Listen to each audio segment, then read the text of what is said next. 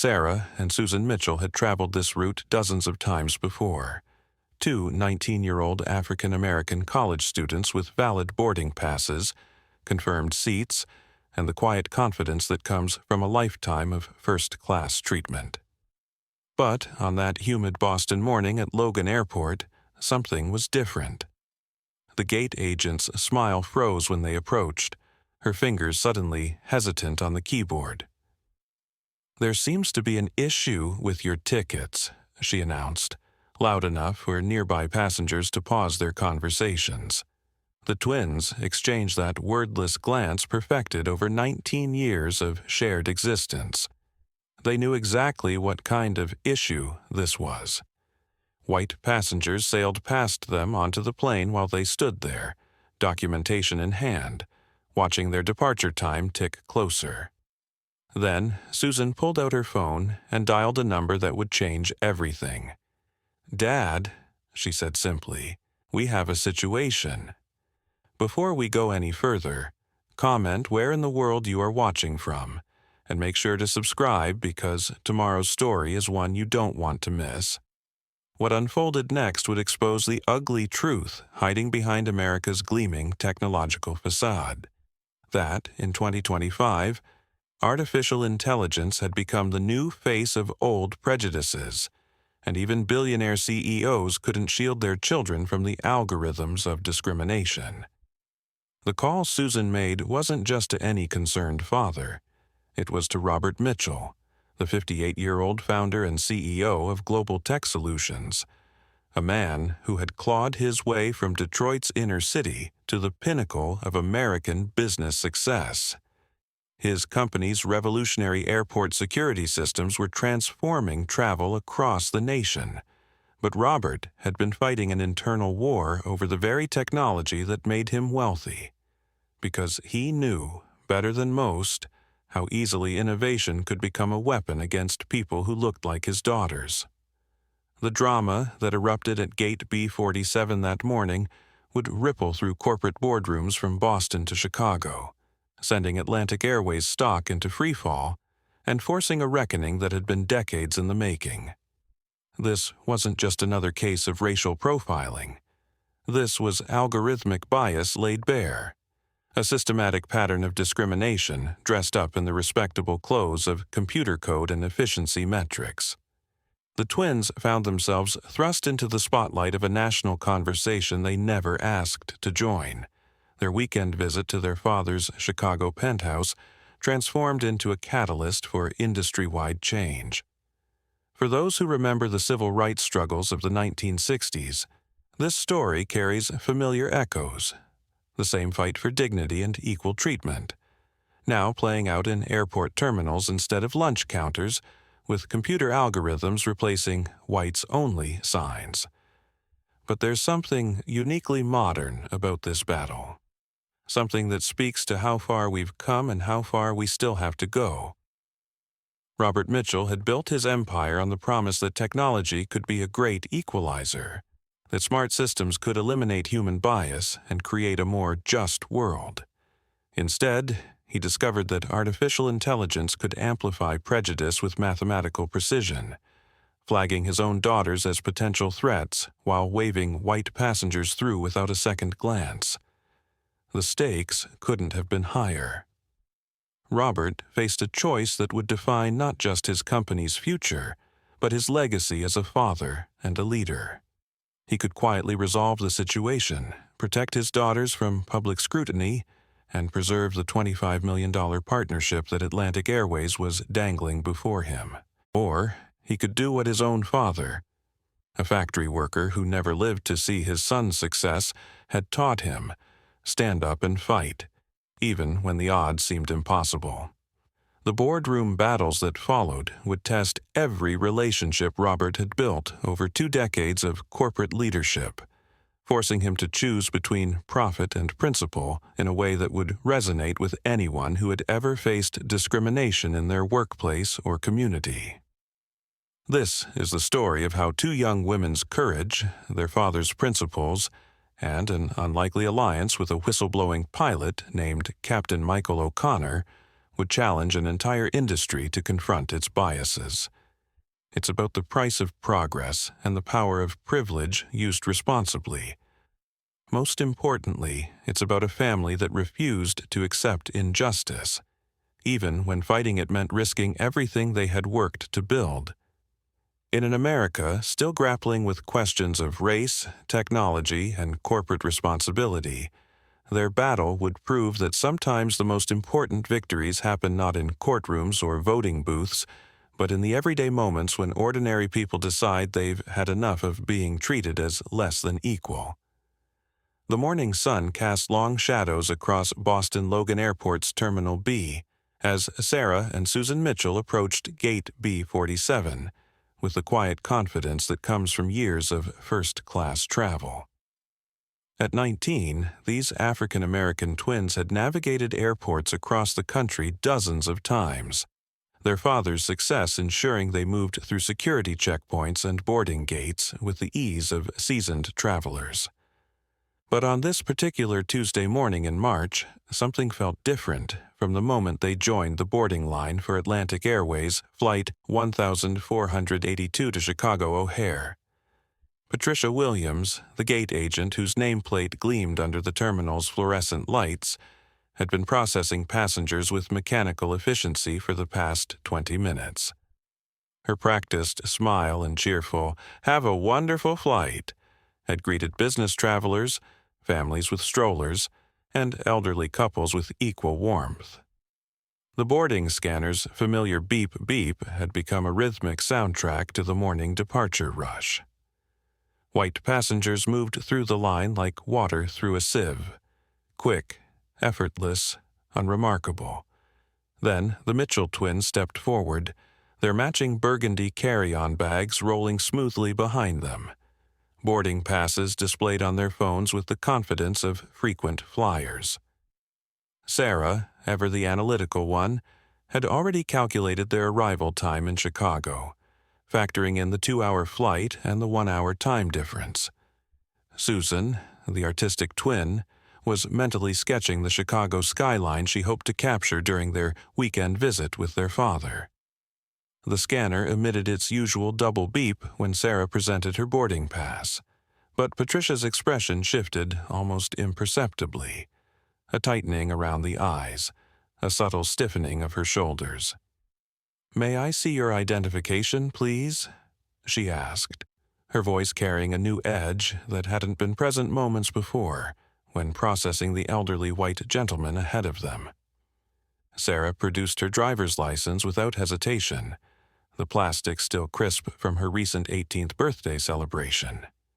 Patricia examined it with the intensity of a forensic investigator, comparing the photo to Sarah's face multiple times, checking the expiration date, even tilting it toward the light as if searching for signs of forgery. The process took nearly 3 times longer than it had for any previous passenger. When Susan stepped forward with her boarding pass, the same theatrical performance began anew. The scanner beeped, Patricia's jaw tightened, and the request for identification came with barely concealed suspicion. "You two are traveling together?" she asked, though their identical last names and striking resemblance should have made the answer obvious. "We're twins," Susan replied with the patient smile she'd perfected over years of explaining the obvious to adults who seemed determined to make simple things complicated. Behind them, the boarding line was growing restless. A middle-aged businessman in a navy suit checked his Rolex with obvious irritation. A young mother juggled a squirming toddler while her husband muttered about missing their connection in Chicago. The twins could feel dozens of eyes boring into their backs, the weight of unwanted attention settling on their shoulders like a heavy coat. Patricia pressed a button on her console, and within moments, a security officer appeared beside her. A tall, broad-shouldered man whose presence immediately elevated the tension at the gate. They conferred in hushed tones, occasionally glancing at the twins with expressions that suggested they were discussing something far more serious than a routine boarding procedure. "Is there a problem?" Sarah asked, her voice steady despite the nervous flutter in her chest that always appeared when she sensed injustice brewing. "We need to verify your documentation," the security officer stated, his tone suggesting this was somehow the twins' fault. "Please step aside." "But we've already shown our IDs," Susan protested, her artistic sensibilities offended by the absurdity of the situation. "And we've checked in. Our seats are confirmed." As if to underscore the discriminatory nature of their treatment, a white businesswoman approached the gate at that very moment. "Is there a problem?" she asked Patricia, her own boarding pass ready. "No problem at all," Patricia replied, with a sudden return of her earlier warmth. "Go right ahead, Miss Keller." The woman slipped past the twins and disappeared down the jetway without so much as a second glance at her identification. The contrast was so stark, so undeniably obvious, that several nearby passengers began to take notice. A young pilot in an Atlantic Airways uniform, barely older than the twins themselves, paused in his pre-flight duties to observe the unfolding scene. His nameplate read M. O'Connor, and his expression grew increasingly troubled as he watched the discriminatory treatment play out before his eyes. "This is ridiculous," Susan murmured, pulling out her phone with the decisive movement of someone who had reached the end of her patience. "I'm calling Dad." The gate agent's expression flickered, subtle but unmistakable, as if the mention of a father figure somehow changed the calculus of the situation. "That won't be necessary," Patricia said quickly. "I just need to complete the verification process." But Susan was already dialing, her thumb moving across the screen with practiced efficiency. 3 rings, then a deep, familiar voice answered, the voice of a man accustomed to solving problems and demanding answers. "Dad, we have a situation at the airport," Susan said, her voice carrying the calm authority she'd inherited from Robert Mitchell. "They're refusing to let us board. Yes, we have our IDs. Yes, the tickets are confirmed. No, they won't give us a reason." As Susan spoke, something shifted in the terminal atmosphere. Perhaps it was the confidence in her voice, or maybe it was the way several nearby passengers had stopped their own activities to observe the unfolding drama.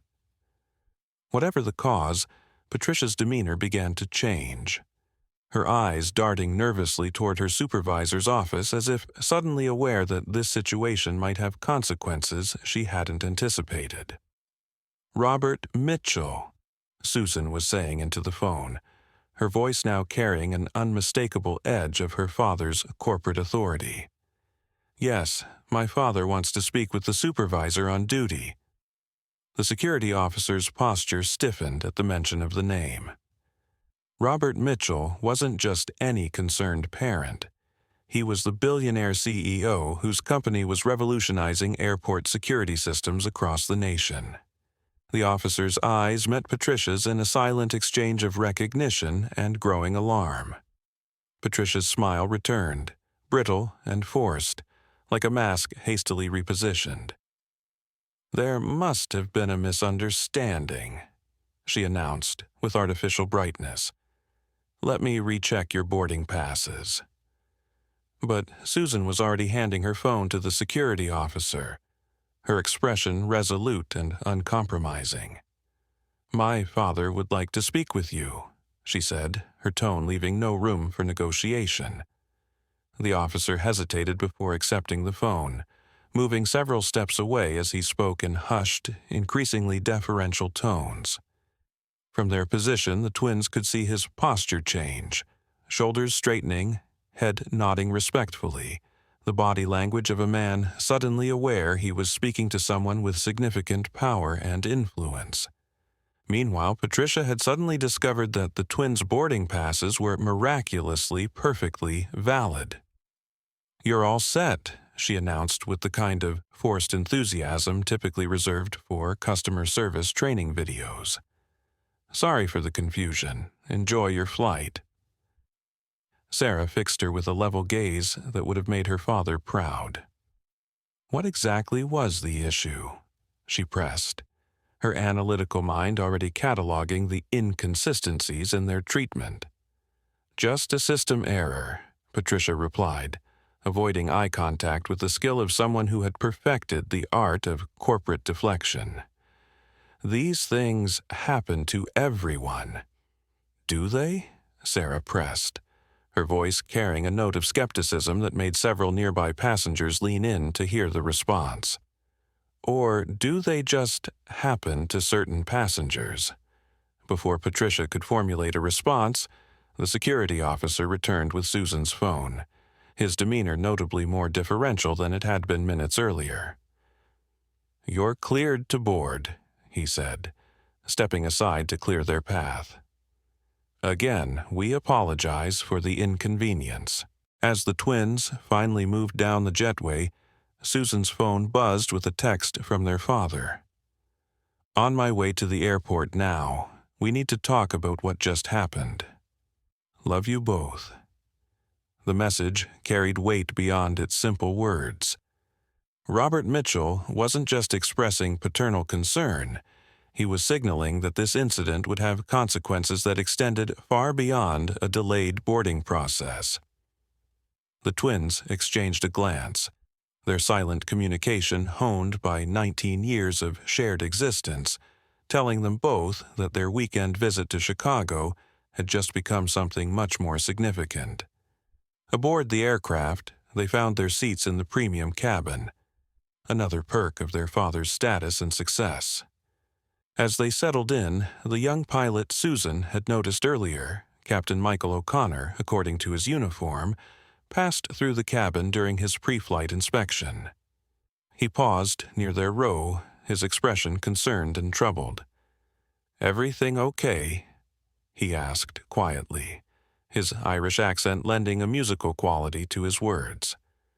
There seemed to be some commotion at the gate. "Just a system error," Susan replied, unable to keep the skepticism from her voice as she echoed Patricia's earlier explanation. Captain O'Connor nodded, but his expression suggested he understood far more than he was saying. "Those happen more often than they should," he said carefully, "and rarely by accident. If you need anything during the flight, ask for me. Jake Donnelly. I'm still a first officer, actually, but I've been documenting these kinds of incidents for months." His words hung in the air like a challenge to the official narrative of system errors and random additional screenings. Here was someone inside the airline industry willing to acknowledge what the twins had just experienced, that their treatment hadn't been random at all, but part of a pattern that targeted passengers who looked like them. As Captain Donnelly continued his inspection, Sarah leaned toward her sister. "What do you think he meant by documenting these incidents?" Susan shrugged, though her mind was already connecting dots with the intuitive leaps that often surprised her more methodical sister. "I think Dad might find out soon enough." The flight to Chicago passed without further incident, but the twins remained subdued, processing what had happened and its implications. It wasn't their first experience with discrimination. Growing up as young black women in America had provided them with plenty of those, but there was something particularly unsettling about being singled out in such a public setting, treated as suspicious despite having done everything by the book. More troubling was the sudden change in attitude once their father's name entered the equation. The respect and courtesy that should have been theirs by default had only materialized when attached to power and privilege. It was a lesson they'd learned many times before, but never quite so starkly as in that terminal corridor, surrounded by witnesses who had watched the entire drama unfold. Meanwhile, in the executive offices of Atlantic Airways, located in a gleaming tower adjacent to O'Hare International Airport, CEO Richard Sterling was receiving some very unwelcome news. At 62, Sterling had spent 4 decades in the airline industry, clawing his way up from baggage handler to chief executive through a combination of ruthless ambition and strategic connections. He had transformed Atlantic Airways from a struggling regional carrier into one of the nation's largest airlines. But the past 5 years had seen profit margins shrinking as competition intensified and customer satisfaction plummeted. "What do you mean they were Mitchell's daughters?" he demanded, glaring at his head of security operations across the polished conference table. How was that not flagged in the system? Albert Morris, a former military man whose permanently furrowed brow had deepened considerably over the past hour, shifted uncomfortably in his chair. The reservation was under the mother's name, Catherine Mitchell. She kept her professional name after marriage. The connection wasn't made until the girls mentioned their father. Sterling paced behind his desk, his silver hair catching the afternoon light streaming through floor-to-ceiling windows that offered a commanding view of the airport's runways. The irony wasn't lost on him. He could literally see the planes that generated his company's revenue, but he couldn't see the crisis that was about to destroy it. "This is a PR nightmare waiting to happen," Sterling muttered, his mind already calculating the potential damage. "Mitchell has been looking for excuses to delay our partnership deal. If he gets wind that his precious daughters were subjected to additional screening because of our algorithm." "It was standard protocol," Albert insisted, though his voice lacked conviction. "The system flagged them for verification." Sterling fixed him with a withering look that had intimidated subordinates for decades. "The system you implemented flagged 2 teenage girls with valid identification and confirmed reservations. The same system that's repeatedly been criticized for its racial disparities. The same issues Mitchell is concerned about with his own technology." Albert's jaw tightened, but he couldn't argue with the facts. The algorithm he had championed as a cost-saving security enhancement had become a liability that threatened to destroy the very partnership it was supposed to facilitate. "Get me everything on this incident," Sterling snapped. "Witness statements, security footage, the exact alert that triggered the screening, and find out who spoke to Mitchell on the phone. I want to know every detail before he arrives at O'Hare." As Albert hurried to comply, Sterling's assistant appeared in the doorway with an expression of barely controlled panic. "Sir, Robert Mitchell is on line 1.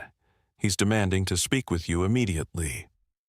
Sterling closed his eyes briefly, composing himself before picking up the phone. This conversation would determine whether Atlantic Airways survived the next 24 hours intact. "Robert, what a pleasant surprise," he began, injecting false warmth into his voice. "I was just thinking about our conversation next week." "Save it, Richard." Robert's voice cut through the pleasantries like a blade through silk. "I'm at O'Hare right now, meeting my daughters who were just subjected to discriminatory treatment by your staff." The words hit Sterling like a physical blow. Robert Mitchell wasn't just calling to complain. He was already in Chicago, already mobilizing, already treating this as a crisis that demanded immediate attention. "There's been a misunderstanding," Sterling began, falling back on the corporate playbook for damage control. "The only misunderstanding," Robert interrupted, his voice cold with controlled fury, "is your company's belief that this kind of treatment is acceptable. My daughters were humiliated, delayed, and treated like criminals until my name was mentioned. Suddenly, miraculously, the system error resolved itself." Sterling winced.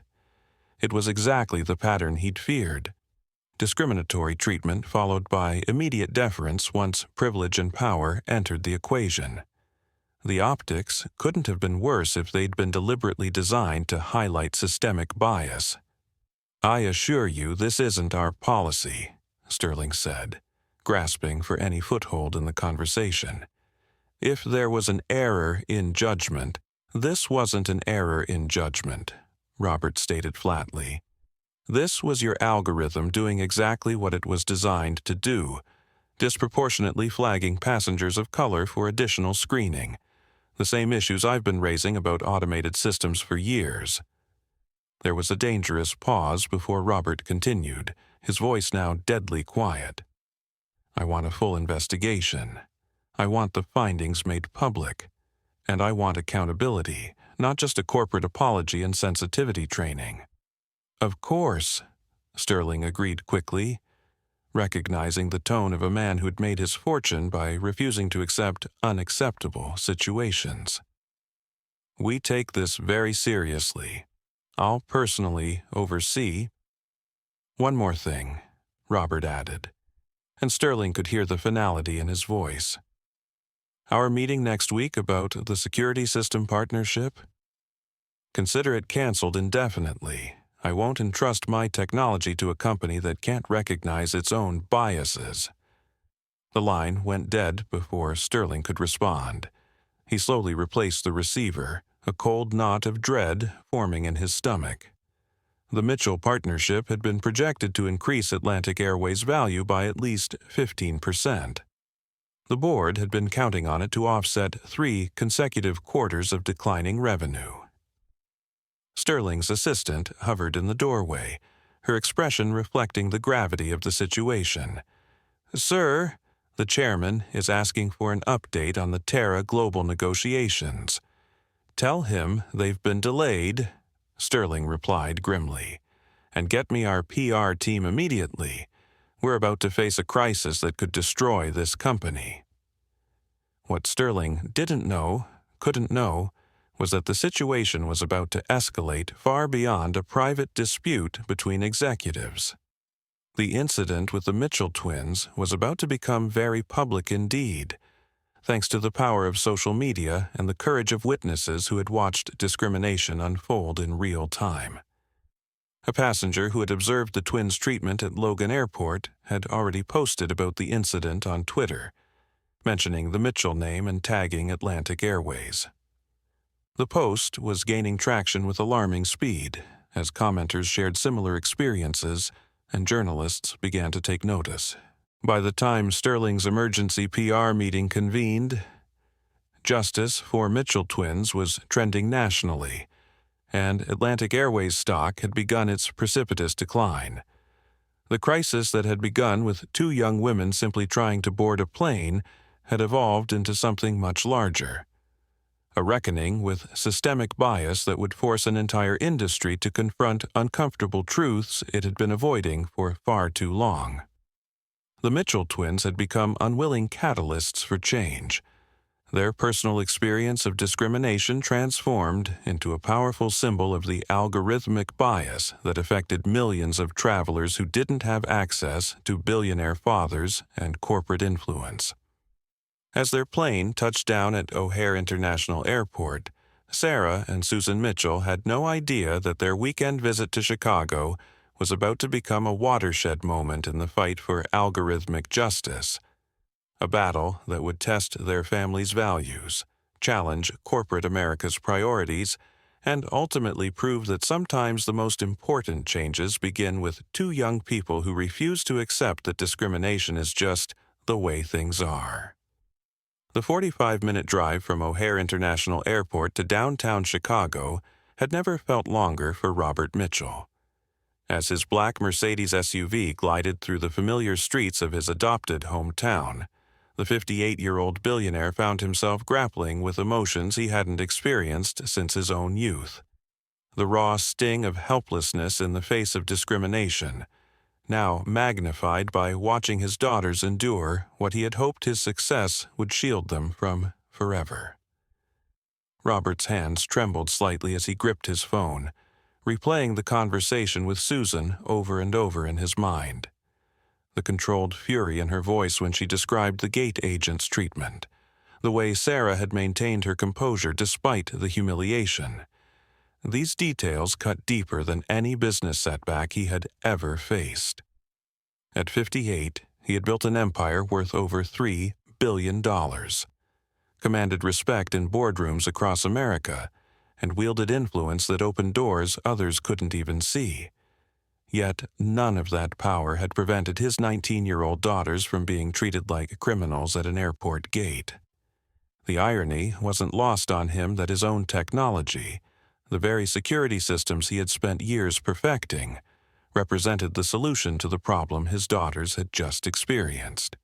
For months, he had been locked in heated debates with his board about the ethical implications of facial recognition algorithms, insisting on additional testing to eliminate racial bias, despite mounting pressure to rush the system to market.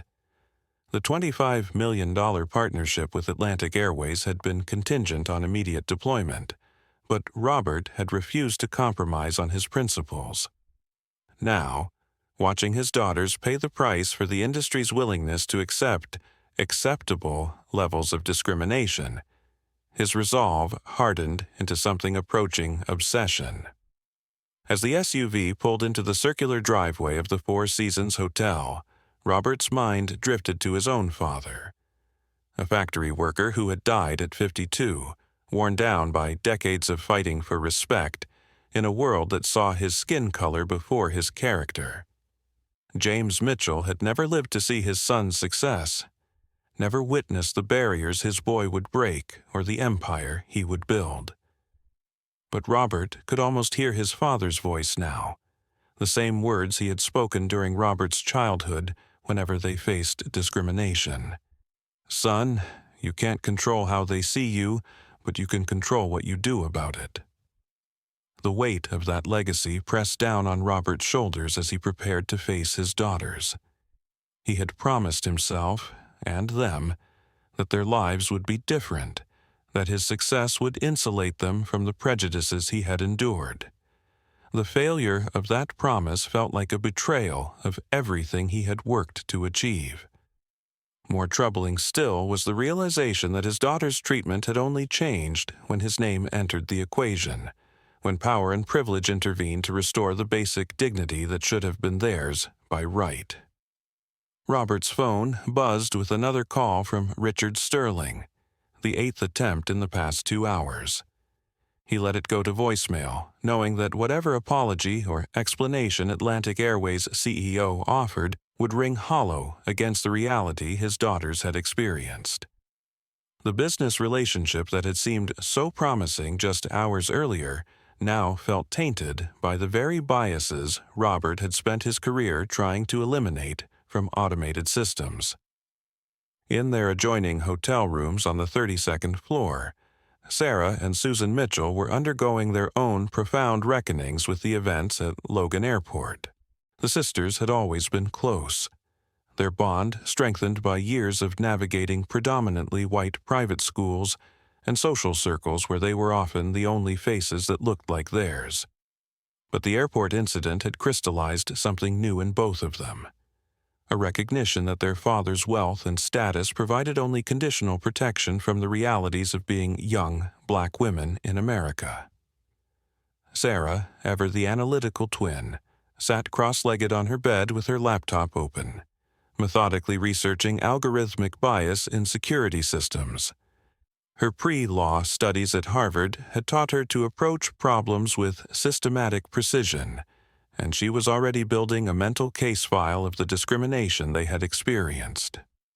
The gate agent's behavior, the security officer's deference once their father's name was mentioned, the stark contrast in treatment between them and white passengers, each detail was being cataloged and analyzed with the thoroughness of a future attorney preparing for trial. "Look at this," Sarah called to her sister, who was sketching in her ever-present notebook by the window. According to this study from MIT, facial recognition systems are 99% accurate for white men, but only 65% accurate for black women. The technology itself is biased, not just the people using it. Susan looked up from her drawing, a powerful sketch of 2 young women standing at an airport gate, their dignity intact despite the chaos swirling around them. Her artistic eye had captured something her sister's analytical mind might have missed, the way other passengers had watched their ordeal with a mixture of sympathy and relief that it wasn't happening to them. The sketch revealed the complicity of silence, the way discrimination thrived not just through active prejudice but through passive acceptance. "It's not just about the technology," Susan replied, her voice carrying the thoughtful cadence that emerged when she was processing complex emotions. "It's about the people who designed it, the people who implemented it, and the people who stood by watching it happen. Dad always talks about how technology reflects the values of its creators, but I think it also reflects the values of everyone who chooses not to question it." The twins had always complemented each other, Sarah's logical precision balanced by Susan's emotional intelligence, Susan's creative insights grounded by Sarah's practical analysis. Now, facing their first real encounter with systemic discrimination, they found their different strengths converging toward a shared understanding of the challenge before them. Sarah closed her laptop and moved to sit beside her sister on the window seat, looking out at the Chicago skyline where their father had built his empire. "Do you think he knew this would happen?" she asked quietly. "Not specifically, but do you think he's been preparing for something like this our whole lives?" Susan considered the question, her pencil still moving across the paper as she added details to her sketch. "Remember when we were 12 and that security guard followed us around Nordstrom? Dad didn't just complain to the manager. He had a 2-hour conversation with us about dignity and how to respond to prejudice without losing ourselves in anger. And when we were 15 and that teacher assumed we were scholarship students instead of paying tuition," Sarah added, "he didn't just call the school. He used it as a teaching moment about assumptions and how success doesn't immunize you from bias." The sisters sat in comfortable silence, processing the realization that their father had indeed been preparing them for this moment their entire lives. His lessons about maintaining composure under pressure, about using their voices effectively, about the responsibility that came with privilege, all of it had been building toward encounters like the one they had just experienced. Susan's phone chimed with a text from their mother. "Saw the news. Are you okay? Call me when you can." The message was followed immediately by another. "Your father better not be using this for his corporate agenda." The twins exchanged a look that conveyed volumes. Their parents' separation had been difficult enough without the added complexity of a public crisis that touched on issues both parents cared deeply about. Catherine Mitchell's protective instincts as a mother were now clashing with Robert's strategic thinking as a CEO, and the twins found themselves caught between two people they loved who were processing the same traumatic event in fundamentally different ways. "We should call her," Sarah said, though her tone suggested she was dreading the conversation. "In a minute," Susan replied, adding final touches to her sketch. "I want to finish this first. I think this might be important somehow. Not just for us, but for other people who've been through the same thing." 300 miles away in Boston, Catherine Mitchell paced the hardwood floors of the Beacon Hill townhouse that had been her family's sanctuary for nearly 2 decades. At 52, she had built a distinguished career as an environmental attorney, fighting corporate polluters and government agencies with the same fierce determination she now felt rising in defense of her daughters. But this was different. This was personal in a way that her professional battles had never been. The news alerts on her phone had been relentless since the story broke. Billionaire's daughters face airport discrimination. Tech CEO's family targeted by airline bias. Mitchell twins spark national conversation on algorithmic prejudice. Each headline felt like a violation of her daughter's privacy, a reduction of their complex, brilliant personalities to a single traumatic incident. Catherine's first instinct had been to drive immediately to Logan Airport, to confront the gate agent and security officer who had humiliated her children. Her second instinct had been to call Robert and demand that he use every resource at his disposal to ensure this never happened again. But as the hours passed and the media attention intensified, a third instinct emerged, one that troubled her more than the first two combined. She was afraid, not of the discrimination itself. As a black woman who had navigated predominantly white law firms and courtrooms for 25 years, Catherine was no stranger to prejudice. She was afraid of what this public exposure would mean for her daughters' futures, afraid of the scrutiny and judgment that would follow them long after the news cycle moved on to other stories. Most of all, she was afraid that Robert's response would prioritize his business interests over their daughter's well-being. Catherine had watched her husband build global tech solutions from a startup in their garage to a Fortune 500 company, had seen him make countless decisions that balanced ethical considerations against financial pressures.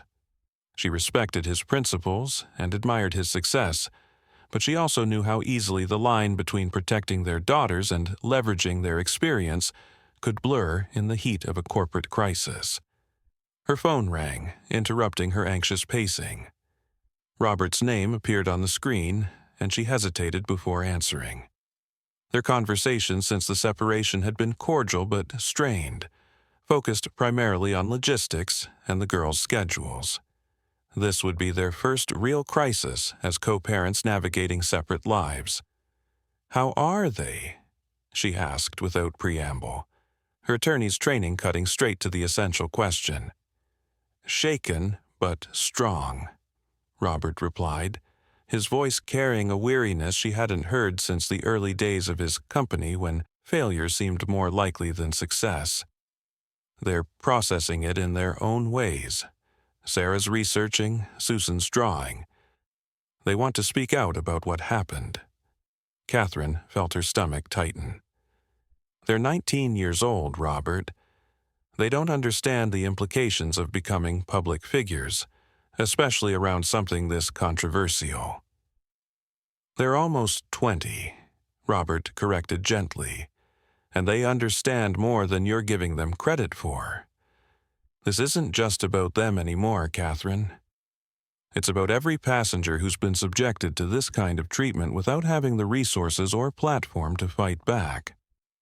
"Don't lecture me about civil rights," Catherine snapped, her protective instincts flaring. "I've been fighting discrimination cases since before you started your company. But there's a difference between choosing to be an advocate and having advocacy thrust upon you by circumstances." Robert was quiet for a moment, and Catherine could hear the sounds of the hotel in the background. Distant conversations, elevator chimes, the ambient noise of a world continuing to function while their family grappled with crisis. "You're right," he said finally. "I can't pretend this isn't complicated by business considerations. Atlantic Airways was our biggest potential partner, and this incident has essentially killed that relationship. But I need you to know that my first concern, my only concern right now, is making sure our daughters feel supported and empowered to respond to this however they choose." Catherine sank into the leather armchair where she had spent countless evenings reviewing legal briefs while the twins did homework at the kitchen table.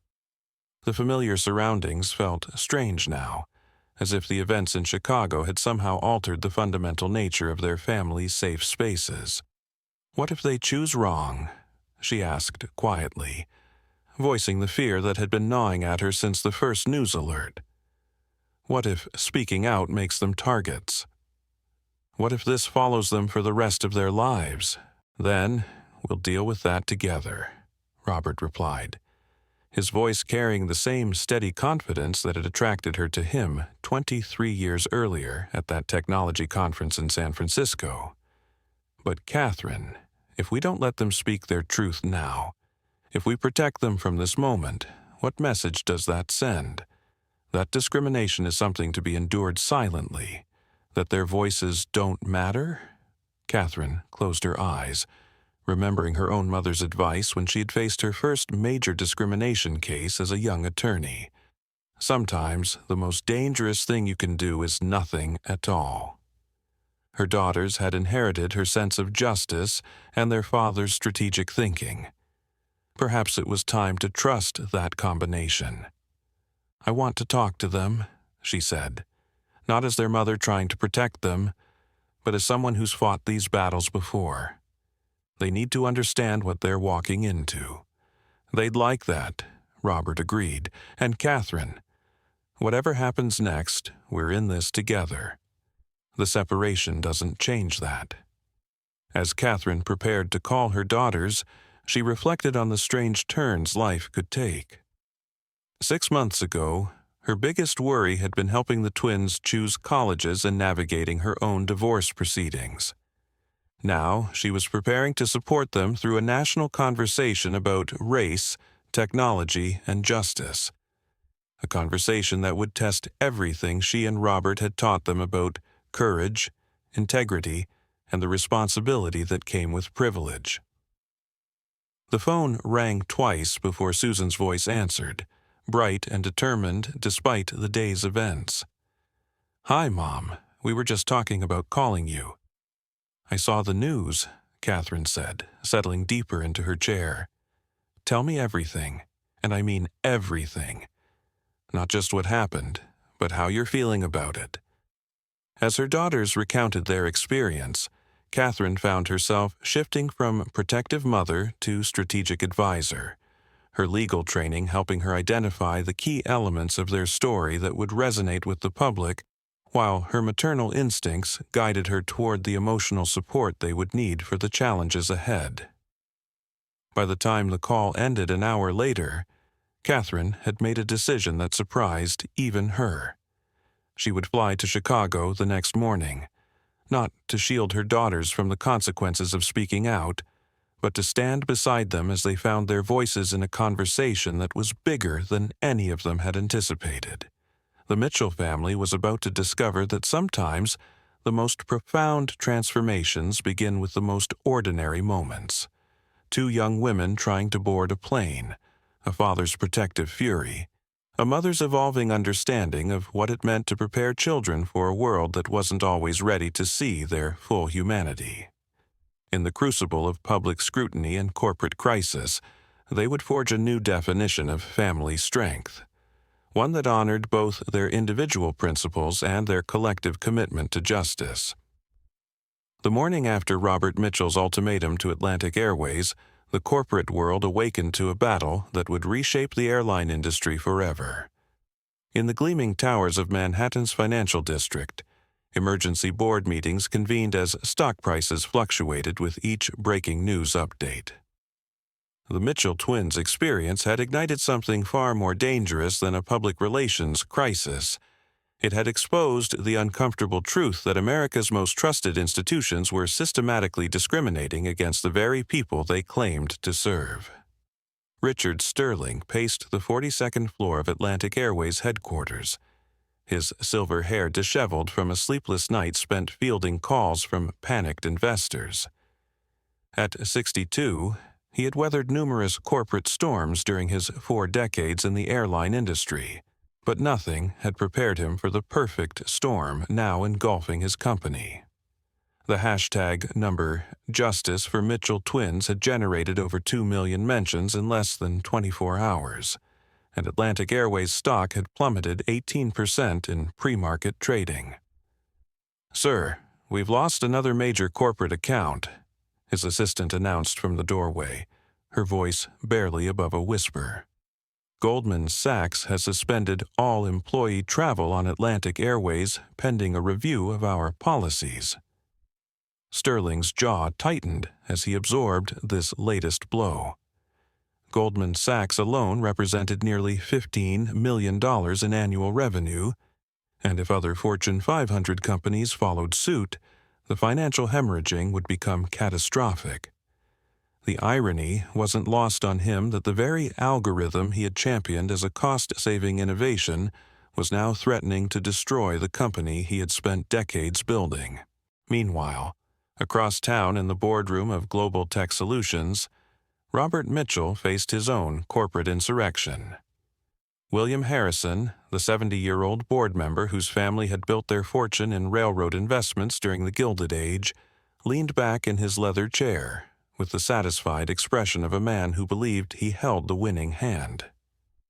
"This vendetta against Atlantic Airways is destroying shareholder value," Harrison declared, his Boston Brahmin accent lending an air of aristocratic authority to his words. "Our stock is down 12% since this circus began, and I've received calls from 3 major institutional investors expressing concern about your judgment."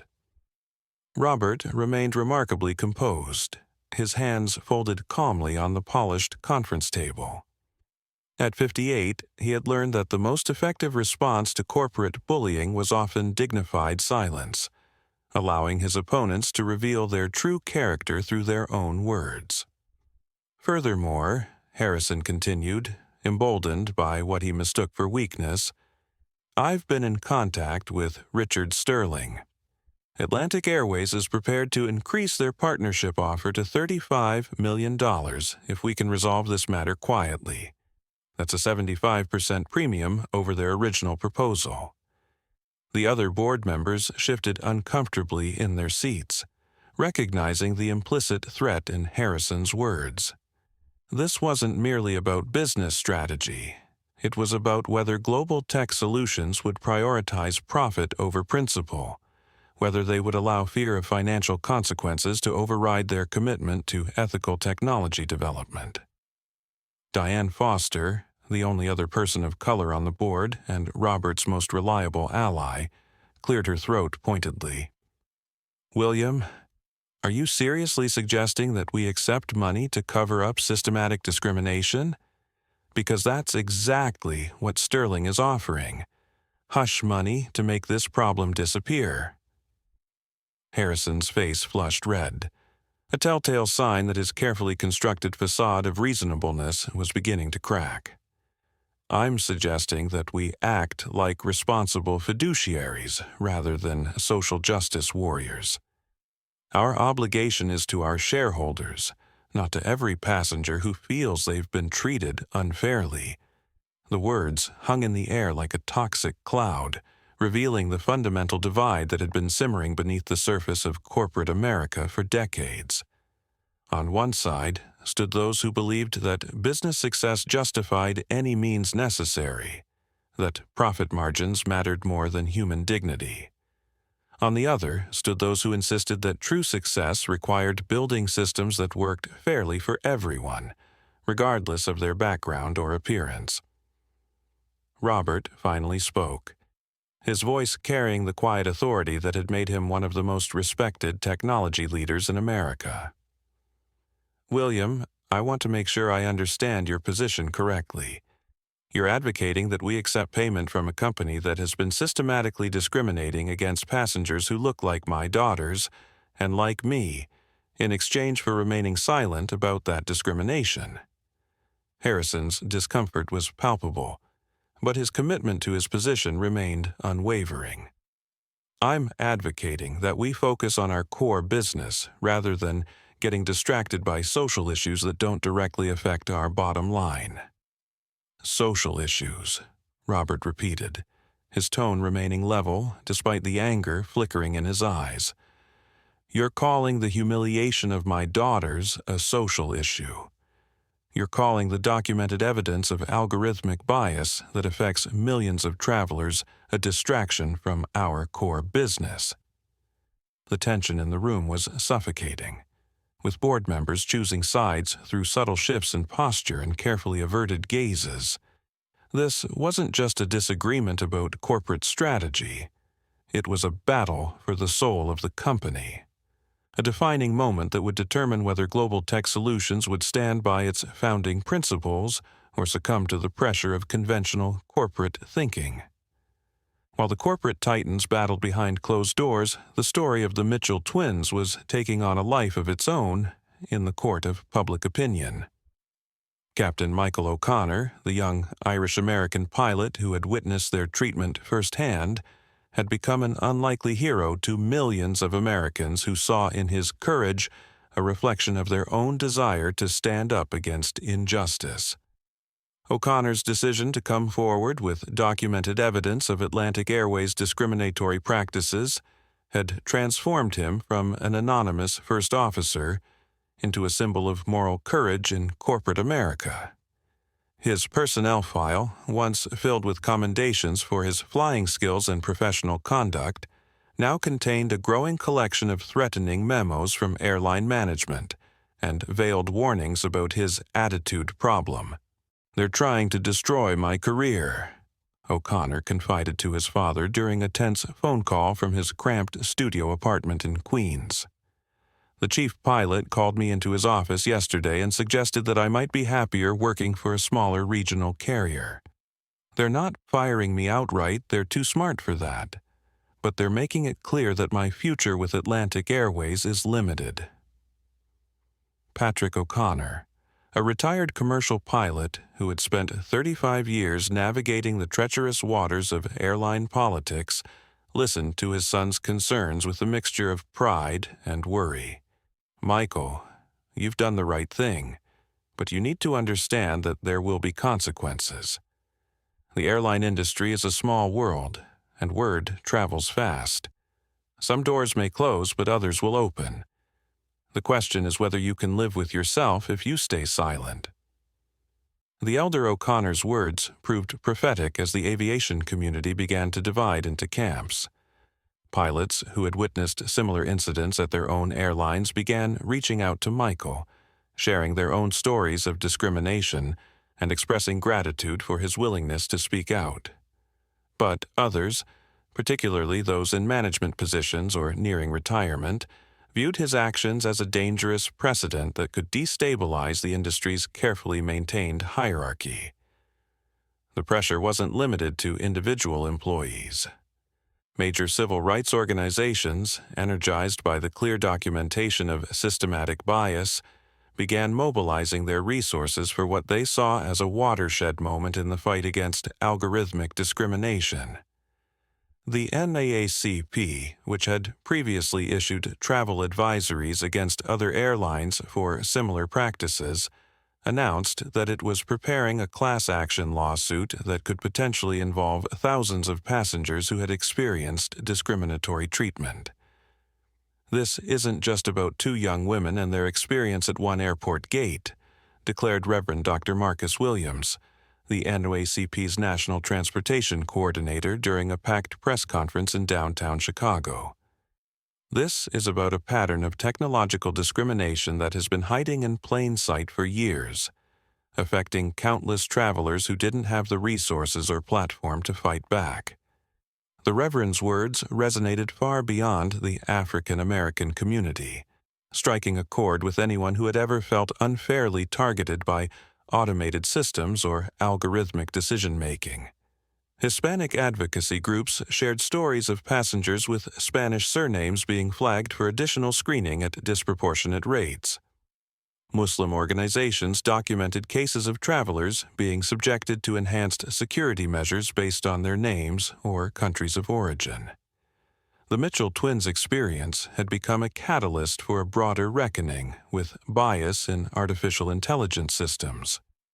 Congressional leaders, sensing the political winds shifting in favor of increased oversight of airline practices, began calling for hearings on algorithmic discrimination in transportation. Senator Elizabeth Warren, never one to shy away from corporate accountability battles, announced that the Senate Subcommittee on Consumer Protection would be launching a comprehensive investigation into the use of artificial intelligence in passenger screening processes. When algorithms make decisions that affect people's lives, those algorithms must be held to the same standards of fairness and accountability that we expect from human decision-makers, Warren declared during a fiery speech on the Senate floor. "The fact that discrimination is automated doesn't make it any less discriminatory. It just makes it more systematic and harder to detect." The moment that would ultimately determine the outcome of this corporate battle came not from the boardrooms of Manhattan or the halls of Congress, but from an unexpected source: Atlantic Airways' own employees. Flight attendants, gate agents, and customer service representatives who had witnessed discriminatory practices firsthand began coming forward with their own accounts, creating an avalanche of evidence that even the most skilled corporate damage control teams couldn't contain. Sarah Martinez, a 28-year-old gate agent at Boston Logan Airport, who had worked for Atlantic Airways for 6 years, made the decision that would prove to be the tipping point. Martinez had been present during the Mitchell twins' ordeal, had watched the discriminatory treatment unfold, and had been haunted by her own silence in the face of obvious injustice. "I knew what I was seeing was wrong," Martinez explained during an emotional interview with CNN's Anderson Cooper. "But I was scared for my job, scared of speaking out against company policy. When I saw those 2 young women being treated differently because of how they looked, I felt sick to my stomach.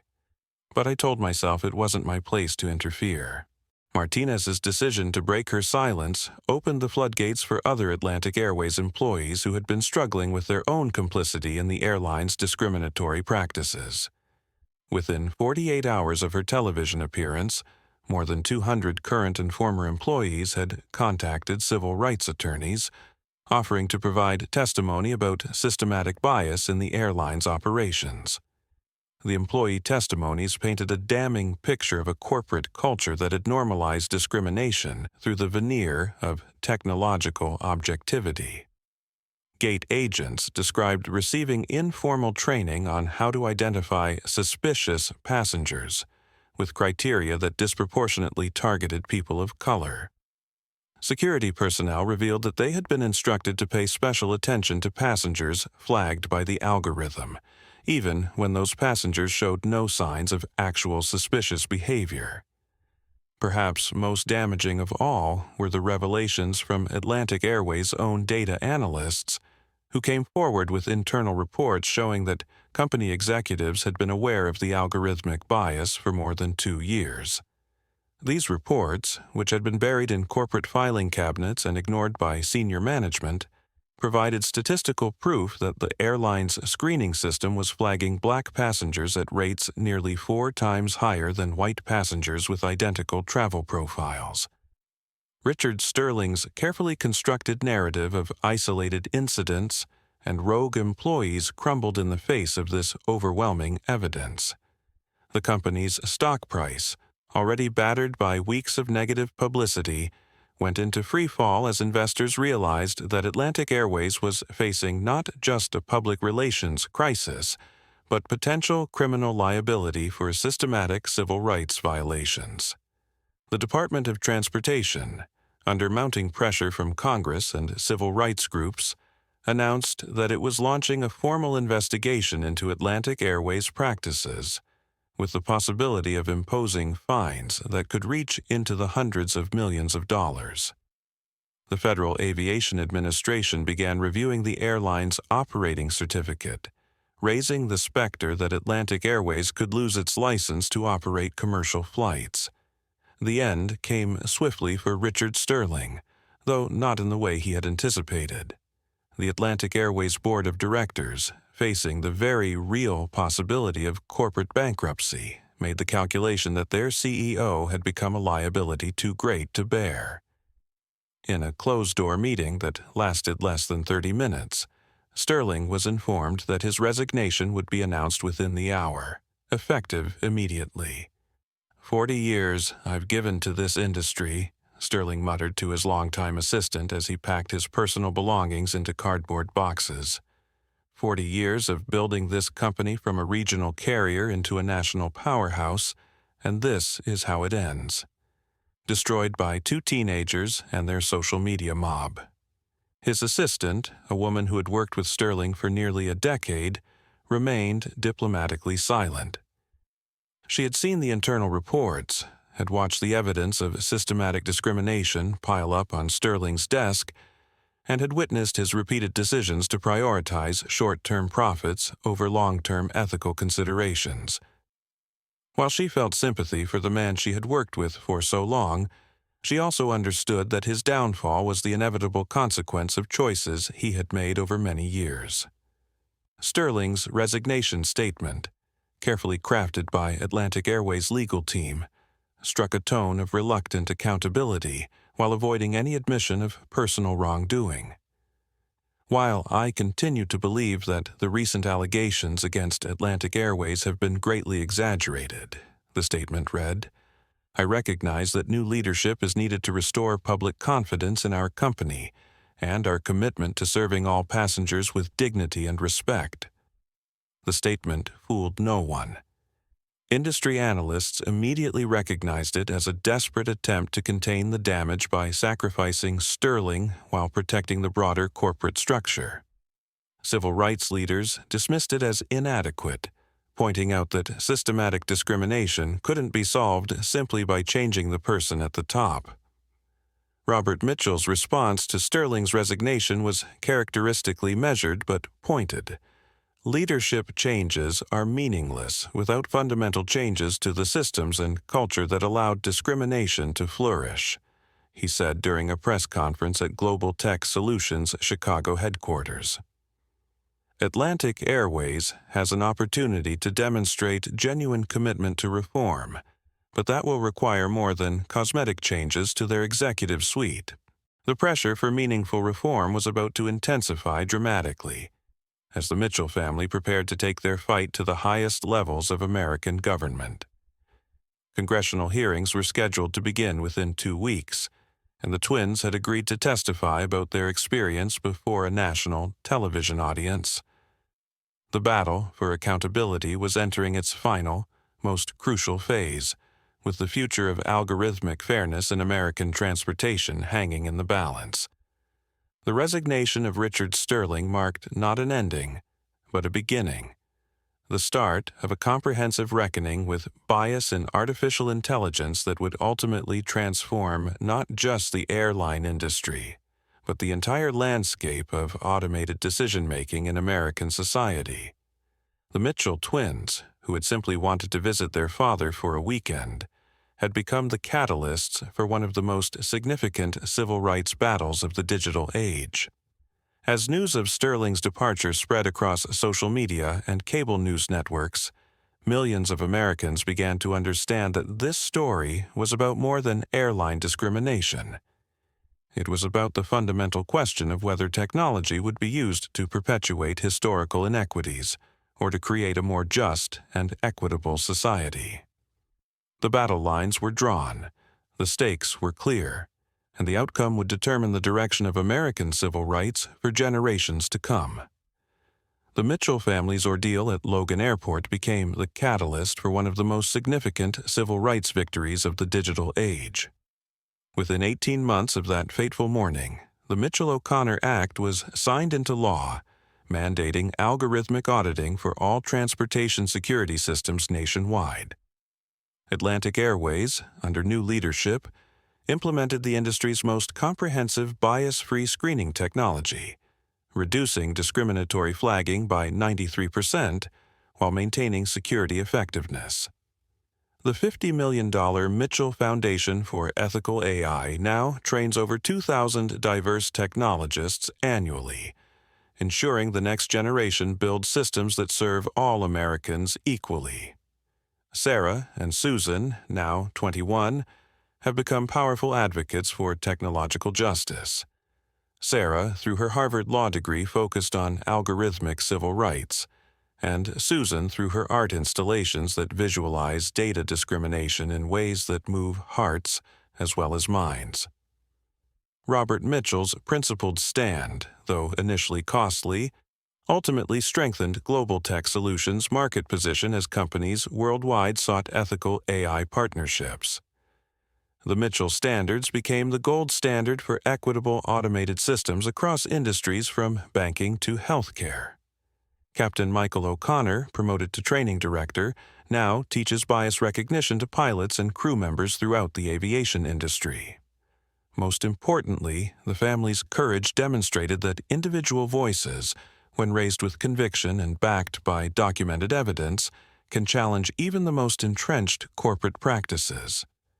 Their story proves that privilege carries the responsibility to fight for those without it, and that sometimes the most profound changes begin with two young people who simply refuse to accept that discrimination is just the way things are. What experiences have you or your loved ones had with unfair treatment by automated systems or algorithms? Share your stories in the comments below. Your voice matters in this ongoing fight for digital justice. If this story resonated with you, please like this video, subscribe to our channel for more inspiring tales of courage overcoming injustice, and hit that notification bell so you never miss our latest content about real people making extraordinary differences in our world.